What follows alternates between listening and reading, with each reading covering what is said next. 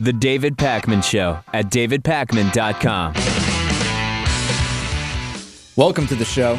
I'm David Pakman. A lot to talk about. I can't even believe this Arnold Schwarzenegger story.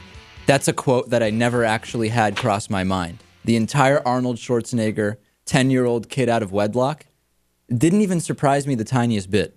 What did you think when you heard it, Lewis? I mean, I literally was just not fazed at all. Same here. I didn't care. I wasn't surprised. I just said, whatever, great. This is all I'm going to hear about for the next month. The story, if you haven't heard it, is that on May 16th, the LA Times revealed that Schwarzenegger fathered a son 10 years earlier with an employee, basically a maid, Mildred Baena. And his quote was, "After leaving the governor's office, I told my wife about this event, which occurred over a decade ago. This is a painful and heartbreaking time," according to his soon-to-be ex-wife, Maria Shriver.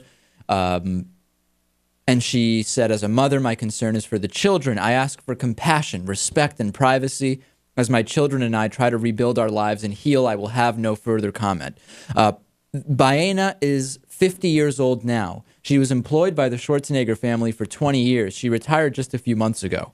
And Schwarzenegger apparently had financial responsibility for the child from the start, this is a quote, and continued to provide support, according to the Times. Apparently, Arnold also bought a new 4-bedroom house with a pool 2 hours north of LA last year for the now divorced Mildred Baena and their son.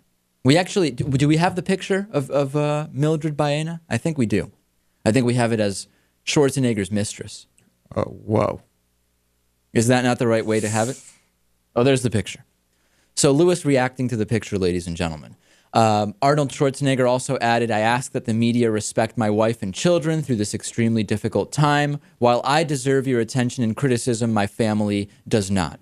So I just wasn't surprised at all about this. And, you know, it's interesting that we're talking about this after our discussion of Dominique Strauss-Kahn, the IMF chief who is now being held at Rikers Island on charges of rape or attempted rape, sexual assault, false imprisonment or kidnapping, whatever it was, for not letting the hotel maid leave.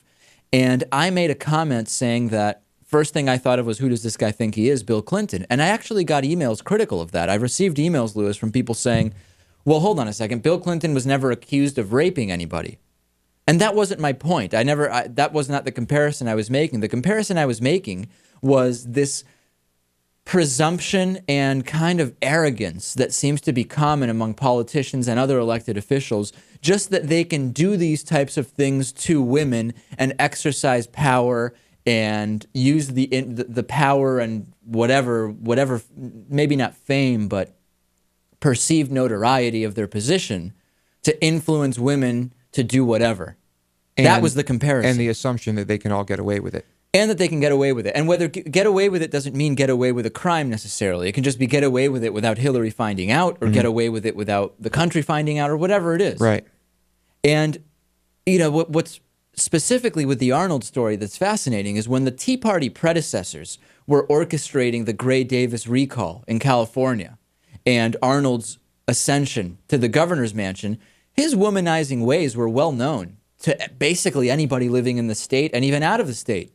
But he managed to basically just snow voters into thinking he's a family values Republican type guy, which just was not the case.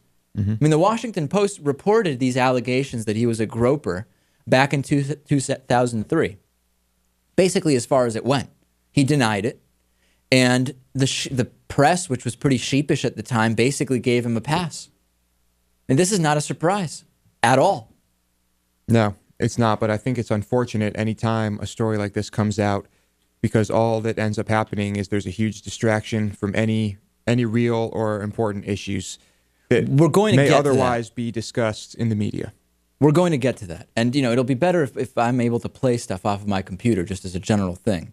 You know, if my volume is turned up and all of these sorts of things. I got to keep you in check here. Do you think Arnold will go to rehab? Because that's the move now. When people of any kind of notoriety have an affair, they go to rehab. Many times we're not even told why they're going to rehab. Puerto Rican are the same thing as Cuban. I mean, they all are very hot. Yeah. So, you know, we knew that Arnold had this tendency towards Hispanic, Puerto Rican, Cuban women. And I don't exactly know Mildred Baena's background. Any Arnold soundboard is a gold mine.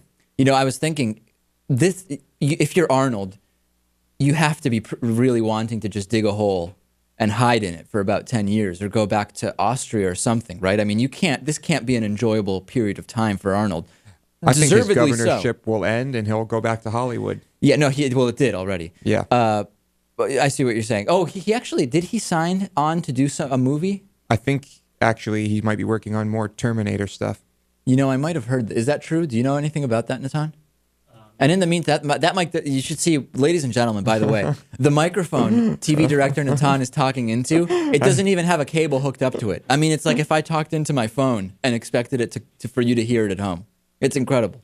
We should just move those cables around so you'll be able to talk. I was thinking, Arnold actually, the best explanation Arnold could give is to say he's half man, half machine, and has been sent to our time from the future to save humanity by fathering a number of children. That would probably be the most believable, honest excuse that Arnold could give for this. Basically, take the Terminator 2 story and make it the reality. And then he'd be submitted to some type of mental institution. So maybe not the best idea. If at a press conference he basically said that he was an advanced machine from the future. It's a strategy. I don't know if it's the right one. Do you think that he had well, I think he did. He had the mother of his love child serving his wife breakfast while she was pregnant. I mean, just looking at the timeline, realistically, that's what the situation was. Yeah. And did the kid know if Arnold was his dad? I mean, we're still waiting for some of these details. I don't know. Was the kid born with big muscles or cybernetic parts? An underskeleton, yeah. I don't know. I'm getting the sense also, we're also seeing this incredible hypocrisy on marital problems popping up, especially on Fox News. And the angle here is, for a while back during the Clinton thing with Lewinsky, and since, I have said, we actually shouldn't care in terms of evaluating whether someone's a good politician or not, a good policymaker or not, what their personal life is.